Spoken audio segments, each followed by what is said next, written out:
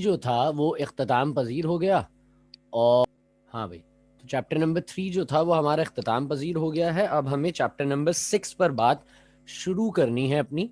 मैंने आपको सीक्वेंस बताई थी कि सबसे पहले हम 1 2 3 पढ़ेंगे और फिर उसके बाद हम 6 7 8 9 पढ़ेंगे, एंड आफ्टर दैट हम फिर पलट कर वापस जो है वो इनऑर्गेनिक पर आएंगे, और इनऑर्गेनिक में आने के बाद हम देखेंगे अपने पास चैप्टर नंबर 4 और 5 को। तो हमने 1 2 और 3 ऑलमोस्ट कंप्लीट कर लिया है। Now we are up towards the chapter number 6। तो चैप्टर नंबर 6 स्टार्ट करते हैं। देखो अभी तक हम जो पार्ट पढ़ रहे थे वो इनऑर्गेनिक का पार्ट था।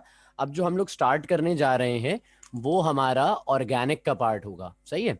तो organic chemistry is a bit different and a bit critical, और बहुत ज़्यादा थोड़ा उसके अंदर टफनेस आ जाती है समझने के हवाले से भी।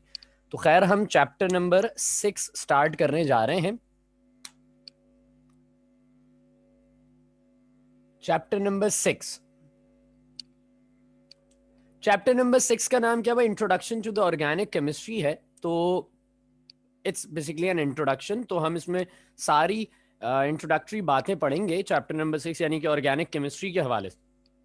सवाल सबसे पहले ये है कि सर ऑर्गेनिक केमिस्ट्री क्या है? तो आइए ज़रा ऑर्गेनिक केमिस्ट्री के बारे में हम थोड़ा सा लिखते हैं कि ऑर्गेनिक केमिस्ट्री क्या है। देखो ऑर्गेनिक केमिस्ट्री आप बचपन से डेफिनेशन पढ़ते आ रहे थे, मतलब बचपन से मुराद मेरा आपका वो वाला बचपन है जो 9th क्लास में गुजरा। आपने वहां पर दो डेफिनेशंस पढ़ी थी ऑर्गेनिक केमिस्ट्री की, और जो है वो उन दोनों डेफिनेशंस में से मैं जो शॉर्ट डेफिनेशन है वो मैं कंसिडर करूंगा खासी मजमुआ है, वो कंप्लीट है, मुकम्मल है वो डेफिनेशन, तो हम उसी को कंसिडर करेंगे। लिख लेते हैं अपने पास। आइए, माइक बंद कर लेना मेरा बेटा। कहते हैं the chemistry of hydrocarbons and their derivatives is known as organic chemistry। ये डेफिनेशन है जो हमने पढ़ी भी है और हम इसको अच्छे तरीके से जानते भी हैं, क्योंकि ये हमारे पास 9th में भी खासी इस्तेमाल हुई है। कहा जा रहा है कि भाई हाइड्रोकार्बन्स और उसके डेरिवेट्स, यानी कि ऑर्गेनिक केमिस्ट्री का मेजर मोटिव क्या है कि भाई हाइड्रोकार्बन्स और उसके जो डेरिवेट्स होते हैं उनको कहा जाता है, उनकी जो स्टडी होती है the chemistry of hydrocarbons and their derivatives, यानी कि एक ऐसी पढ़ाई केमिस्ट्री में जिसमें हम हाइड्रोकार्बन्स और उनके डेरिवेट्स, डेरिवेट्स से मुराद क्या होता है? टुकड़े होते हैं। अब मैं टुकड़ों को समझाऊं कि हाइड्रोकार्बन्स के टुकड़े क्या मतलब। मिसाल कंसिडर कीजिए, मेरे हाथ में एक कांच का ग्लास है। मैं आपसे पूछूं भाई ये ग्लास है, ये किस चीज से बना हुआ है? आप कहें सर कांच का है ये। अच्छा कांच का है ये ग्लास, मेरे हाथ में था, मैंने छोड़ दिया, नीचे गिरा, टूट गया, छोटे छोटे छोटे छोटे बहुत सारे उसके टुकड़े हो गए। मैं आपसे पूछूं कि ये अब क्या है? आप कहेंगे सर ग्लास तो नहीं है, लेकिन है कि क्या चीज क्या है? सर कांच तो है, लेकिन अभी क्या था? सर अभी भी कांच था। अब क्या है? कांच है। अब कांच का एक बड़ा टुकड़ा था पहले, बाद में कांच के छोटे छोटे छोटे टुकड़े हो गए। तो ये जो छोटे छोटे टुकड़े होते हैं इन्हें कहा जाता है डेरिवेट्स। क्या कहा जाता है इन्हें? डेरिवेट्स। इसका मतलब हमें ये बात समझ में आई कि हाइड्रोकार्बन का जो कंपाउंड है, जो हाइड्रोकार्बन का मॉलिक्यूल होगा, वो हमारे पास एक बहुत जाइंट मॉलिक्यूल भी हो सकता है, यानी कि एक बहुत बड़ा मॉलिक्यूल होगा जिसमें खासे हाइड्रोजन और खासे कार्बन मौजूद होंगे, जिनको मिलाकर हम एक कंपाउंड तैयार करेंगे जिसे हम हाइड्रोकार्बन का नाम देंगे। और उस कंपाउंड के बारे में और उसके छोटे छोटे टुकड़ों के बारे में जो पढ़ाई होती है उसे कहा जाता है ऑर्गेनिक केमिस्ट्री। यहां तक बात सबको समझ में आ गई मेरी? Yes sir. Yes sir. That's yes good. Sir. Yes sir. Yes अच्छा, सर। अब जरा बात को मेरी गौर से समझना है। अब मेरी बात को जरा आपने बहुत गौर से समझना है। ऑर्गेनिक केमिस्ट्री आई कहाँ से? सवाल ही पैदा होता है ना, हर चीज का एक ओरिजिन है, हर चीज का एक स्टार्टअप है, हर चीज के जो है वो एक स्टार्टिंग पॉइंट है। तो ऑर्गेनिक केमिस्ट्री का स्टार्टअप क्या था? देखो सबसे पहले एक साइंटिस्ट थे, मुस्लिम साइंटिस्ट थे, उनका नाम था अल राजी। अल राजी साहब ने दुनिया में सबसे पहले ये काम किया था। सही है। अल राजी साहब ने किया क्या? अल राजी साहब ने बहुत सारे उस वक्त जितने भी नोन कंपाउंड्स थे उस वक्त, जितने भी नोन कंपाउंड्स हमारे पास, जितने नोन सब्सटेंसेस हमारे पास मौजूद थे, अलराजी साहब ने उन तमाम सब्सटेंसेस को दो हिस्सों में बांट दिया। भाई अलराजी साहब ने कहा कि यार एक ये सब्सटेंस होंगे और एक ये तरह के सब्सटेंस होंगे। अब ये तरह के और ये तरह के सब्सटेंसेस क्या थे, उन्होंने दो ओरिजिन्स में बांटा। दो ओरिजिन्स में उन्होंने, ओरिजिन कहते हैं आपको एक स्टार्टअप, यानी कि कोई चीज ओरिजिनेट होती है, जनरेशन पॉइंट। दो जनरेशन पॉइंट्स उन्होंने बताए। उन्होंने कहा भाई ये वो तमाम कंपाउंड्स होंगे जो किसी लिविंग ऑर्गेनिज्म से, किसी लिविंग बॉडी से हासिल किए जाएंगे। ये वो तमाम कंपाउंड्स हो गए, यानी कि लिविंग ओरिजिन वाले हो गए। ये वो तमाम कंपाउंड्स होंगे जो किसी नॉन लिविंग बॉडी से हासिल किए जाएंगे। तो यानी कि अलराजी divided the substances into the two origins of living and non living origin. अलराजी साहब ने ये बात हमें समझा दी। फिर उसके बाद कुछ साल गुजरे, और कुछ साल गुजरने के बाद एक और साइंटिस्ट आए जिनका नाम था जे बर्जीलियस। ऑलमोस्ट 1806 उनका एयर लगता है इस काम के लिए। 1806 में खास गालिबन उन्होंने जो है एक थ्योरी दी, और उन्होंने थ्योरी किस सेंस में दी मैं आपको समझाऊं। जे बर्जीलियस की जो मकबूलियत है वो सिर्फ इस काम के लिए नहीं है, इस काम के अलावा भी मकबूलियत है। जैसे हम एलिमेंट्स के सिंबल पढ़ते हैं ना, हाइड्रोजन का सिंबल H है, कार्बन का सिंबल C है, क्लोरीन का सिंबल Cl है। इस तरह जो सिंबल्स पढ़ते हैं, सिंबल्स, बहुत सारे एलिमेंट्स के सिंबल्स भी जे बर्जीलियस साहब ने ही दिए थे। खैर, जे बर्जीलियस साहब ने क्या किया, जे बर्जीलियस साहब ने अपने पास ये बताया कि भाई देखो, ये जो दो पार्ट्स अलराजी ने किए थे कि ये तमाम सब्सटेंसेस जो है वो किसी लिविंग बॉडी से हासिल किए जाएंगे, ये तमाम वो सब्सटेंसेस जो किसी नॉन लिविंग बॉडी से हासिल किए जाएंगे, ये अलराजी साहब ने किया था। उन्होंने इसी कॉन्सेप्ट को उठाया और एक स्टेप अहेड ले गए, एक स्टेप अहेड मूव कराया, इस पूरी थ्योरी को, इस पूरे कॉन्सेप्ट को डेवलप करा। अब उन्होंने क्या नाम दिया, उन्होंने भी सब्सटेंसेस को दो ओरिजिन्स में ही तोड़ा। उन्होंने भी सब्सटेंसेस को दो पार्ट्स में, दो सेक्शंस में, दो क्राइटेरियाज में उनको रखा उन्होंने ना। एक उन्होंने कहा भाई, उन्होंने क्लासिफाई कैसे किया, एक सब्सटेंसेस, एक तरह के सब्सटेंसेस हैं, उनको नाम दिया गया ऑर्गेनिक सब्सटेंसेस। क्या नाम दिया गया, ऑर्गेनिक सब्सटेंसेस। और एक तरह के सब्सटेंसेस को नाम दिया इनऑर्गेनिक सब्सटेंसेस। बात समझ रहे हैं आप मेरी, ऑर्गेनिक सब्सटेंसेस और इनऑर्गेनिक सब्सटेंसेस। ये जे बर्जीलियस साहब ने कर लिया काम। अच्छा, जे बर्जीलियस साहब ने जब ऑर्गेनिक और इनऑर्गेनिक में तोड़ा था तो उस वक्त ऑर्गेनिक केमिस्ट्री का ये मामला नहीं था जो इस वक्त हमने बोर्ड पे लिखा। भाई ये आज की डेफिनेशन है, ये मॉडर्न एरा की डेफिनेशन है। एक बहुत बड़ी रिसर्च हुई, एक बहुत जो है वो समझ लो एक बड़ी थ्योरी थी, उसको डिमिनिश किया गया, उसको डिनाई किया गया, उसके बाद कुछ इस तरह का कॉन्सेप्ट निकल कर आया जो हम आज ये डेफिनेशन कहते हैं। अच्छा, 1806 के अंदर जे बर्जीलियस साहब ने कॉन्सेप्ट दे दिया कि भाई ऑर्गेनिक सब्सटेंसेस और इनऑर्गेनिक सब्सटेंसेस। अब ऑर्गेनिक कंपाउंड्स की बात की जा रही है, यानी कि ये तमाम वो कंपाउंड्स होंगे जो ऑर्गेनिक हैं। मतलब देखो, in a sense of the upper hand में बात करूं तो उन्होंने नाम बदल दिए थे। अलराजी ने क्या कहा था, ये वो होंगे जो लिविंग ऑर्गेनिज्म से हासिल किए जाएंगे, ये वो होंगे जो नॉन लिविंग ऑर्गेनिज्म से हासिल किए जाएंगे। जे बर्जीलियस आए, उन्होंने कहा भाई ये ऑर्गेनिक कंपाउंड्स हैं, ये इनऑर्गेनिक कंपाउंड्स हैं। अच्छा, अगर पूछा जाए कि ऑर्गेनिक और इनऑर्गेनिक का उस वक्त कॉन्सेप्ट, उस वक्त क्या जो डेफिनेशन थी, उस वक्त क्या कॉन्सेप्ट था, भाई ऑर्गेनिक सब्सटेंसेस वो तमाम सब्सटेंसेस होंगे जो किसी लिविंग बॉडी से हासिल किए जाएंगे।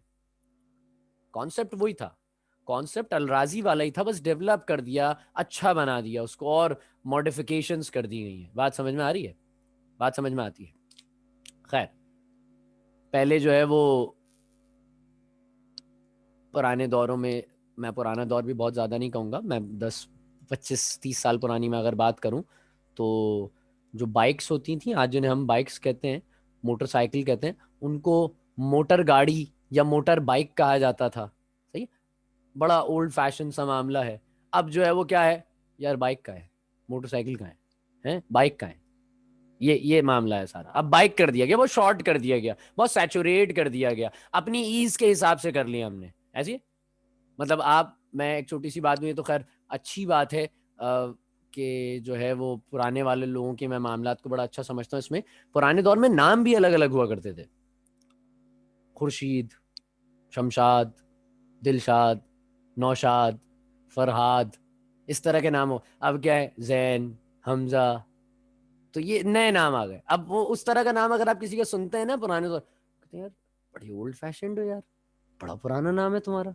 ऐसे नाम अभी भी रखे जाते हैं? मतलब आपने किसी खातून का नाम सुन लिया अकीला, तो मतलब फिर क्या बात है, इतना पुराना? मैंने तो ये नाम टीवी में ही सुना है एक आध दफा बस। तो खैर बात ये है कि ये ओल्ड फैशन हमने कंसिडर कर लिया यार, पुराना दौर था। अब मॉडिफिकेशंस आ गई, कुछ तब्दीलियां आ गई, कुछ बदलाव ले आए हम, हैं। पहले मोबाइल फोन कहा जाता था, अब सेल फोन कहते हैं। तो भाई क्या चीज तो एक ही है ना, चीज तो एक ही है।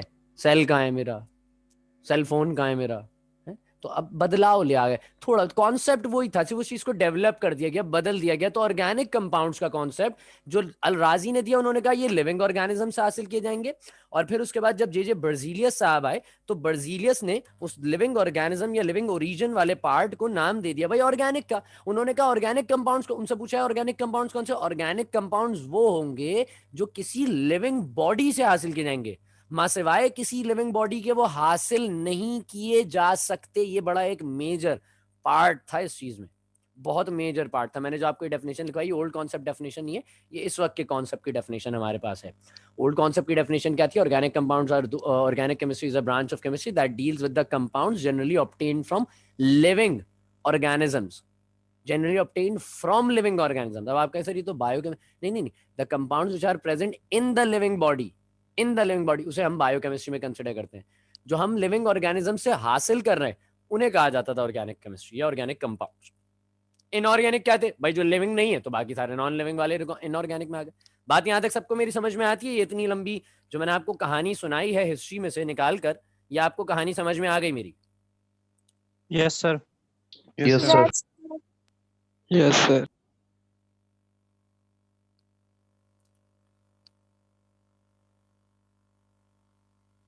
आइए अब जरा हम ऑर्गेनिक केमिस्ट्री के बाद, चूंकि अब के दौर की बात चल रही है, तो हम ऑर्गेनिक कंपाउंड्स की भी एक डेफिनेशन लिख ही लेते हैं साथ साथ, फिर हम चलेंगे एक अगली चीज की जाने कि भाई organic compounds, organic compounds, organic compound सुने जा रहे हैं हम। ऑर्गेनिक कंपाउंड्स क्या होते हैं?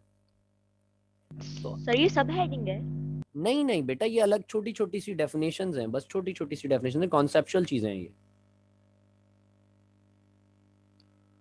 चलिए स्टार्ट कर लेते हैं। ये जो डेफिनेशन लिखवाने जा रहा हूं ये भी आज के दौर की ही है। कहते हैं organic compounds are the compounds of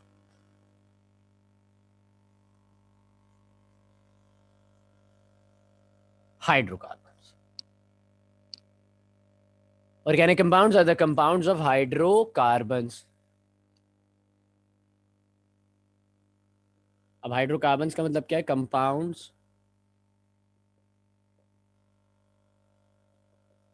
containing carbon and hydrogen.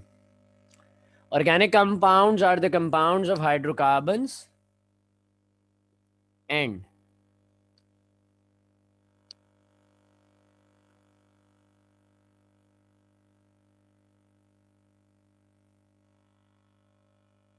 their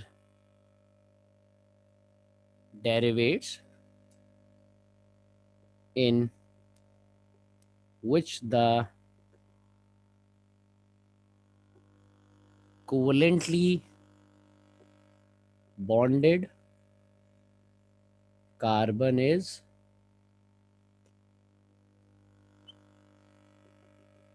essential part. Sir आपने कंटेनिंग लिखा है वो? क्या मेरा बेटा?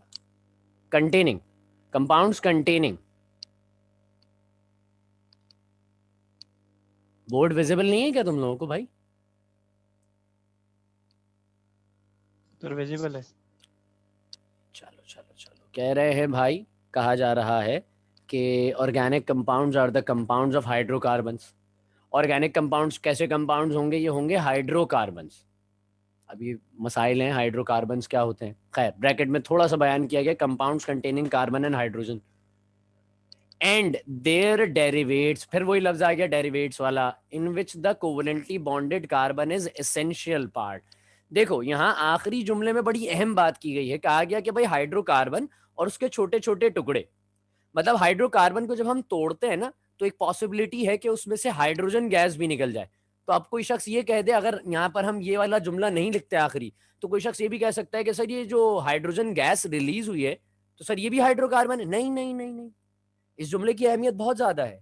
कहा गया हाइड्रोकार्बन और डेरिवेट्स। डेरिवेट्स मतलब हाइड्रोकार्बन जब टूटता है, तो मैं आपको इस अंदाज से दिखाऊं कि फॉर एग्जांपल C3H8 एक हाइड्रोकार्बन था, इसको हमने तोड़ दिया C3H6 में और साथ साथ निकल गई हाइड्रोजन गैस।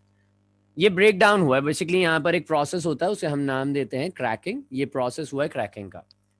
तो ये एक कंपाउंड था हाइड्रोकार्बन, ये टूटा, एक दूसरा हाइड्रोकार्बन बना और साथ साथ हाइड्रोजन गैस निकल गई। तो इट डजंट मीन दैट ये दोनों डेरिवेटिव्स हैं, ये दोनों डेरिवेट्स हैं इसी हाइड्रोकार्बन के, लेकिन it is not a hydrocarbon, it is not a hydrocarbon. क्यों?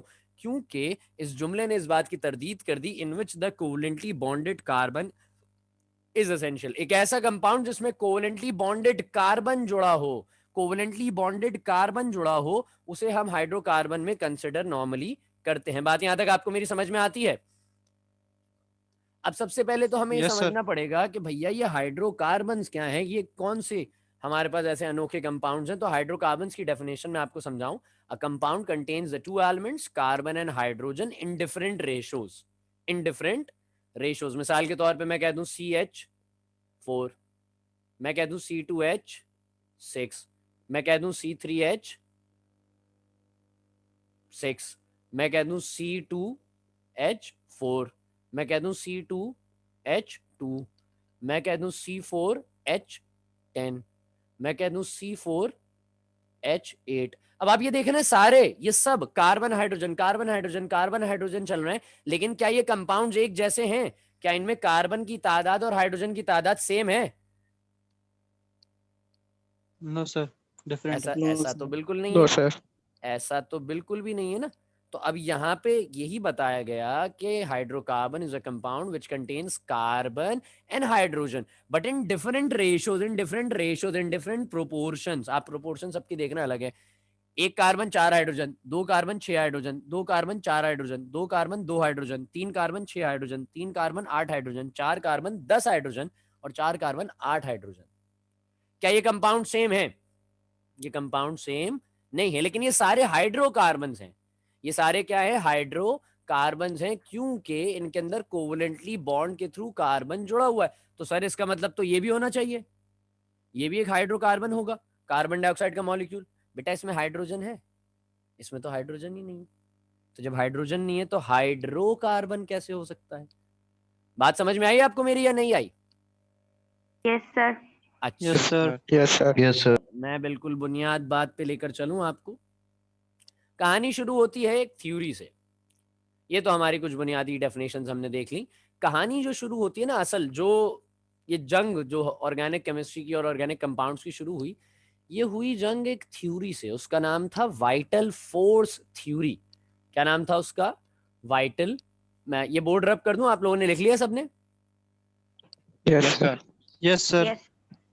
हेडिंग डाल दीजिए अपने पास, वाइटल, VITAL, वाइटल, जो चाय वाला है उसका वाला vital, vital force theory.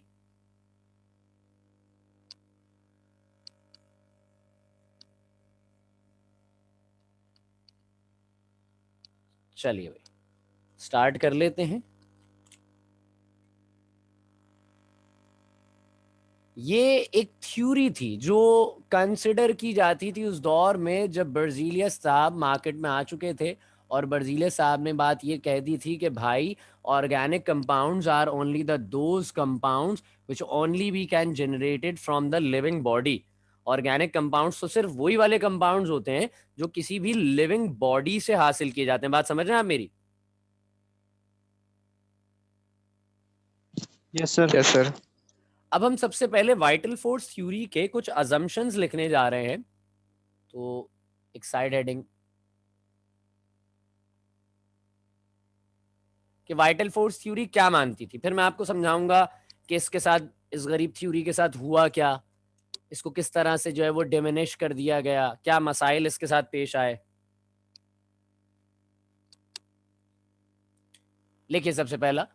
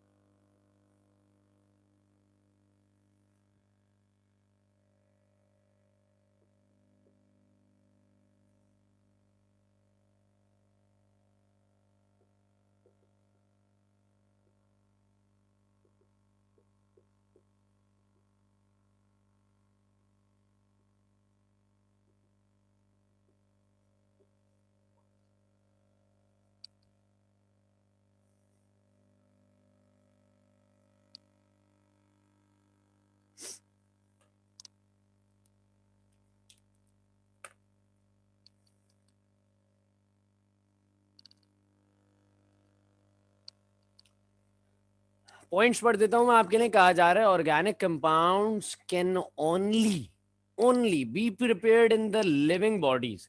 Organic compound सिर्फ और सिर्फ बन सकते हैं तो लिविंग बॉडीज में, और वो लिविंग बॉडीज को उन्होंने सिंप्लीफाई कर दिया प्लांट्स एंड एनिमल्स। मतलब इंसानों की तो कोई औकात ही नहीं है।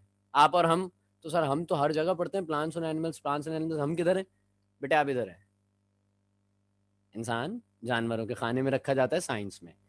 कहा जा रहा है by special force called vital force.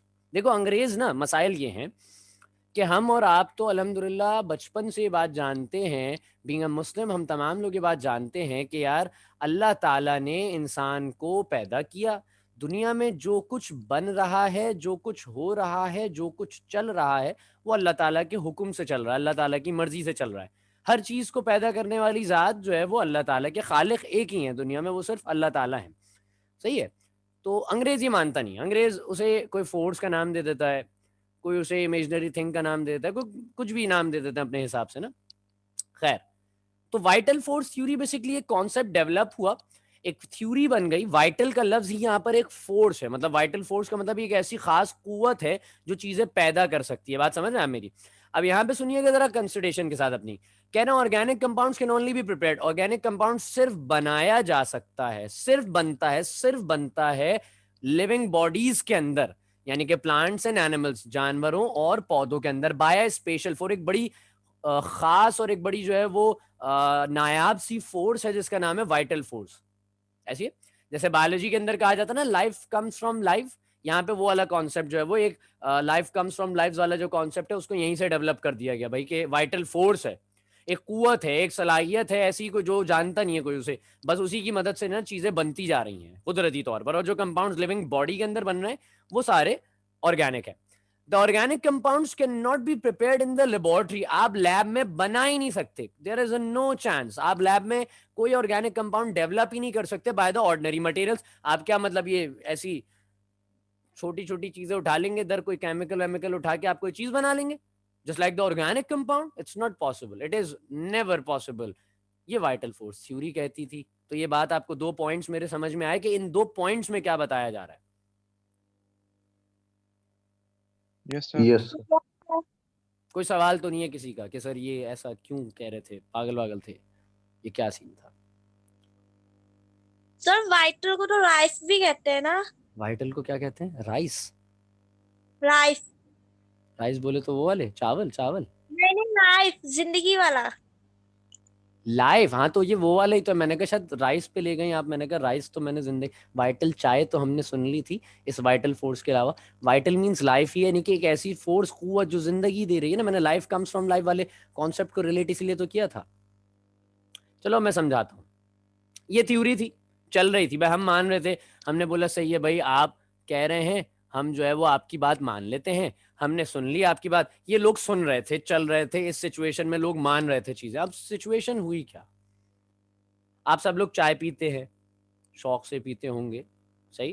जो लोग चाय नहीं भी पीते वो भी जो है वो कॉफ़ी अगर पीते हैं, कॉफ़ी में भी दूध वूध तो डलता ही है मेरे ख्याल में, मुझे बनानी आती नहीं है लेकिन इतना अंदाज़ा है डलता होगा दूध।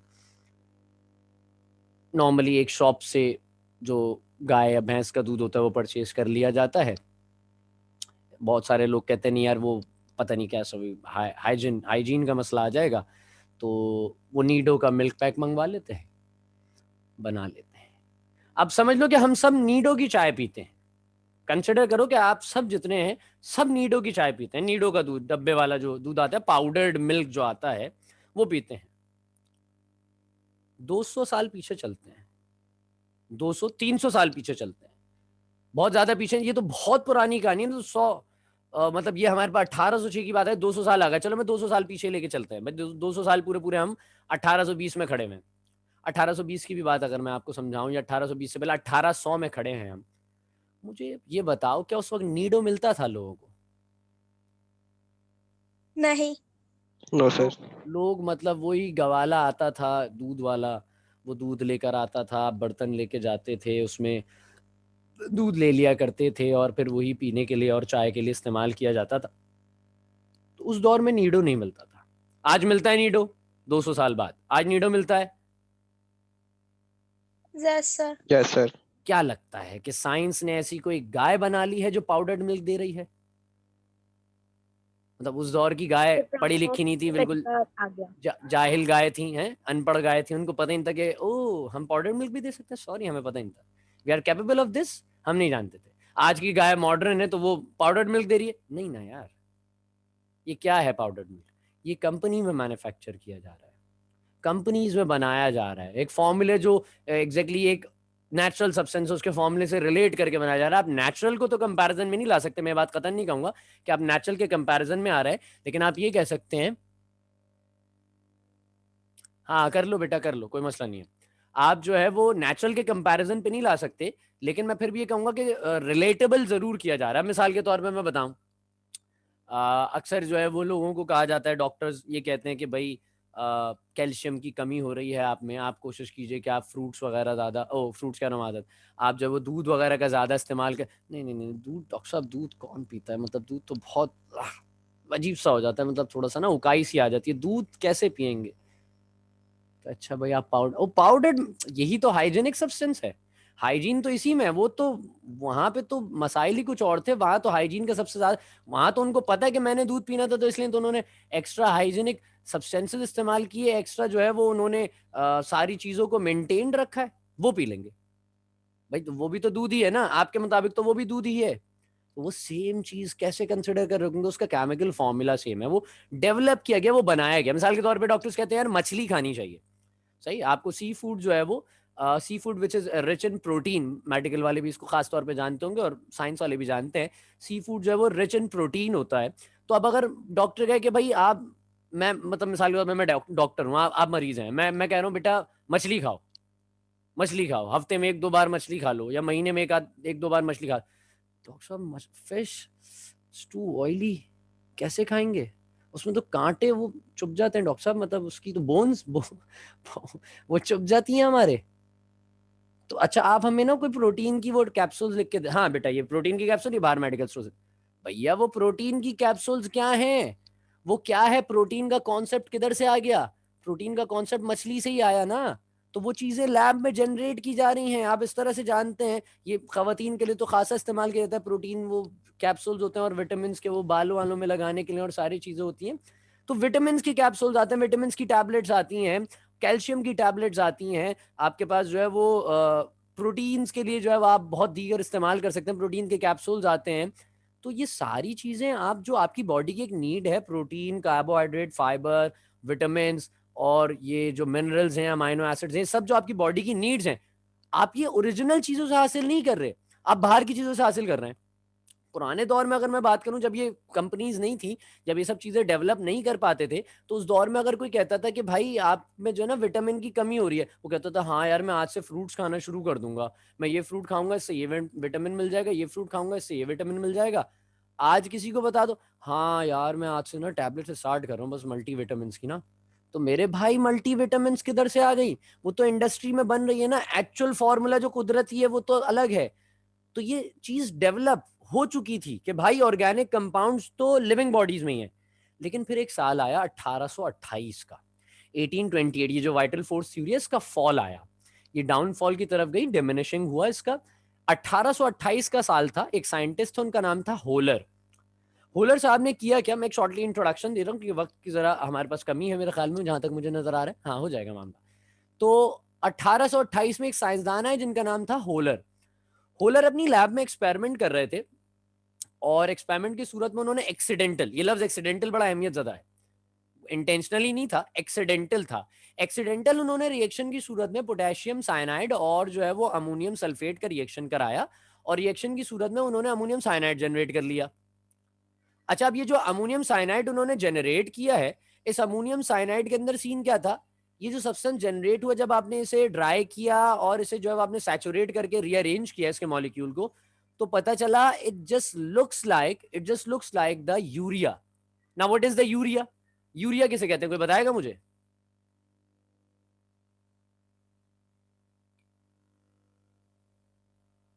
यूरिया किसे कहते हैं?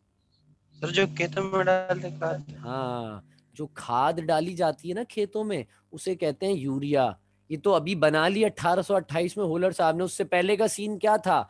उससे पहले का सीन ये था कि मेरा बेटा गाय का जो गोबर होता है उसे सुखाया जाता था, दो तर्जों में इस्तेमाल किया जाता था उसे। एक, उसको सुखाकर उसके जो है वो एक ओपले टाइप बनाए जाते थे, दीवारों पर चिपका के उसे खुश किया जाता था, उसे जलाने वलाने के काम में भी खासा इस्तेमाल किया जाता था। उसी गोबर को एक और अंदाज में इस्तेमाल करते थे, उसे मिट्टी के साथ मिलाकर खाद बना दिया जाता था जो कि फसलों में डालते। और that was the very best one, वो सबसे बेहतरीन यूरिया था, तमाम केमिकल्स से पाक यूरिया था। आज आपके पास तो केमिकल्स ही केमिकल्स हैं भाई, अमोनियम वाला ले लो, फॉस्फेट वाला ले लो, सल्फेट वाला ले लो, साइनाइड वाला ले, सारे यूरियाज हैं। तो ये यूरियाज क्या है? केमिकल सब्सटेंसेस डालते हैं आप जमीन में और उसके साथ उसमें बीज डाल के आप उगाते हैं, and you are thinking that कि आप जो फूड उगा रहे हैं it is pure from chemicals. तो ऐसा पॉसिबल ही नहीं है। आप और मैं जो सब्जी खा रहे हैं, बाहर की चीजों को तो छोड़ दो जो कंपनीज मैन्युफैक्चरिंग है, इनफैक्ट जो आप कह रहे हैं सब्जी, वो सब्जी तक आपकी केमिकल्स उसमें मिले हुए हैं क्योंकि उसकी प्रोडक्शन में ही केमिकल्स हैं। तो ये यूरिया उन्होंने होलर साहब ने डेवलप करा, सबसे एक्सीडेंटली यूरिया डेवलप हो गया भाई। फिर तो वाइटल फोर्स थ्योरी हो गई खत्म कि भैया लैब में ऑर्गेनिक कंपाउंड बन गया। ऑर्गेनिक कंपाउंड था यूरिया, जो खाद जिसमें हम इस्तेमाल करते थे गाय के गोबर को, वो उन्होंने डेवलप कर लिया लैब में डायरेक्ट।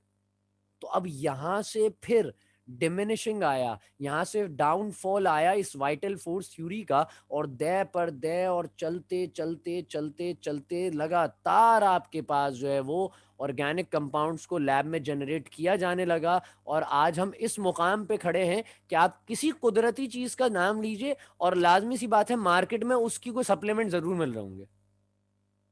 बात समझते हैं आप मेरी? या ऐसा नहीं है? मैं गलत कह रहा हूं तो आप बता दीजिए भाई, क्या ऐसा नहीं है? ऐसा ही है। भाई मैं आपसे कहूं कि ऑरेंजेस खाओ उससे ये फला विटामिन मिलेगा, आप धूप में बैठ जाइए विटामिन डी मिलेगा, और ये और वो, मतलब आज किसी को बोलो भाई धूप में जाओ ये विटामिन मिले, पागल हो, काले हो जाएंगे धूप में, लाओ भाई कैप्सूल लाओ, ये खाओ विटामिन डी। बात समझ रहे हैं आप मेरी? तो हमने सब कुछ मैन्युफैक्चर कर लिया। बट द मेजर थिंग, मैं फिर भी इस बात को कोट करूं, हम ये बात समझते हैं और ये मैन्युफैक्चर करने वाले भी समझते हैं कि आप कुदरती लेवल को रीच ही नहीं कर सकते। जो नेचुरल लेवल है, आप उस नेचुरल लेवल को कभी भी रीच कर ही नहीं सकते। बात समझ में आ गई यहां तक सबको? Yes sir. sir. कोई सवाल है किसी का तो Yes, पूछ लो sir. जल्दी से, कोई सवाल है तो जल्दी से पूछ लो। किसी के पास कोई सवाल है? No sir. अच्छा, एक सवाल आ गया। सर जो बुक बिल्कुल ऐसी है। Nowadays there are the many organic compounds which are made from the inorganic materials। Simple हो रहा है, ऐसा ही हो रहा है। आप लैब में केमिकल सब्सटेंसेस के जरिए से बना रहे हैं ना, केमिकल सब्सटेंसेस नेचुरल थोड़ी पाए जा रहे हैं बहुत सारे। आप लैब में उन केमिकल सब्सटेंसेस को प्रिपेयर करते हैं, फिर उन केमिकल सब्सटेंसेस से आप दूसरी किसी ऑर्गेनिक सब्सटेंस को प्रिपेयर करते हैं। कोई कुछ कह रहा था, मैं उस वक्त बात शुरू कर दी, माजरत मैंने सुना नहीं, कोई कुछ कह रहा था। सर मैं कह रही थी ये बुक की जो वाइटल थ्योरी लिखी है ना, उसमें जो लाइन लिखी हुई थी मुझे समझ नहीं आई। अच्छा, ये जो आपने मैसेज की थी अभी, ये वाली लाइन? Yes sir. तो अब के दौर में बताया जा रहा है ना, नाउ डेज। मैंने भी तो ये कहा कि आज के दौर में भाई आप क्या समझ रहे हैं? मतलब मैं मिसाल के तौर पे अपनी मिसाल दे दूं। मैं छोटा था तो मुझे एक टॉफी बड़ी पसंद थी जिसका नाम था आमरस। मैं बड़ा दीन ईमान रखता था जो है वो आमरस वालों पर। मैंने कहा क्या अच्छे लोग हैं, क्या मतलब खूबसूरत लोग हैं, क्या मतलब पाकिस्तानी इतने बेहतरीन लोग हैं। 1 रुपए की टॉफी, उस वक्त तो खैर 8 आने की आती थी जब मैं बिल्कुल छोटा हुआ करता था। 8 आने की एक आती थी तो 1 रुपए की दो। थोड़े बड़े वाले दौर की मैं बात समझाऊं, जब थोड़ा जहन था, हम कहते थे यार 1 रुपए की टॉफी है, क्या बात है। टॉफी पे रैपर भी है, फिर अंदर टॉफी भी है, फिर उसके अंदर आम का रस भी है। ओहो हो, क्या बात हो गई, बेहतरीन हो गया। तो 1 रुपए में क्या आप वाकई समझ सकते हैं कि वो आम का रस दे रहा है? फिर हमने एक दिन जो है वो स्लाइस जूस का ऐड देख लिया। हमने स्लाइस जूस का ऐड देख लिया और हमने कहा कि यार ये जो वो कतरा गिरा, और फिर हमने तो वही मान लिया है। हमने कहा ये तो इसने कह दिया तो बस इसका मतलब तो स्लाइस जूस में आम है, स्लाइस जूस में ही आम का रस है, और कहीं हमने जो आम खाए वो सब बेकार है, जो स्लाइस जूस में डाला है यही आम है। लेकिन आम का जो मैंगो शेक है वो आपने भी पिया है, मैंने भी पिया है, विदाउट मिल्क भी सबने पिया होगा कभी ना कभी। और आप जानते हैं कि एक आम का असल जायका क्या होता है और स्लाइस जूस में क्या जायका होता है। You know the difference, you know the difference. तो ये सब क्या है?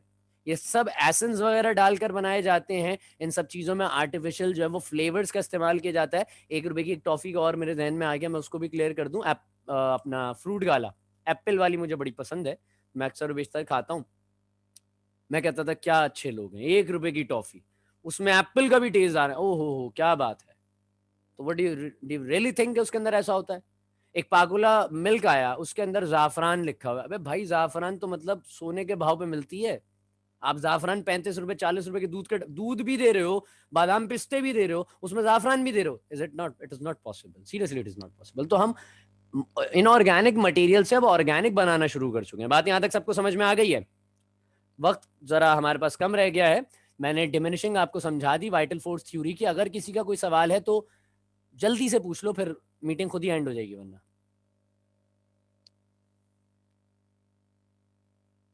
कोई सवाल? No sir.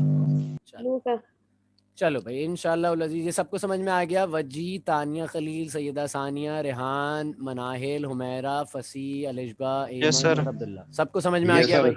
Yes, sir. Yes sir. चलो Yes, sir. यस बेहतरीन हो गया मेरा बेटा, बेहतरीन हो गया। इंशाल्लाह कल की क्लास में मुलाकात करते हैं। बहुत शुक्रिया। अस्सलाम वालेकुम। वालेकुम सलाम।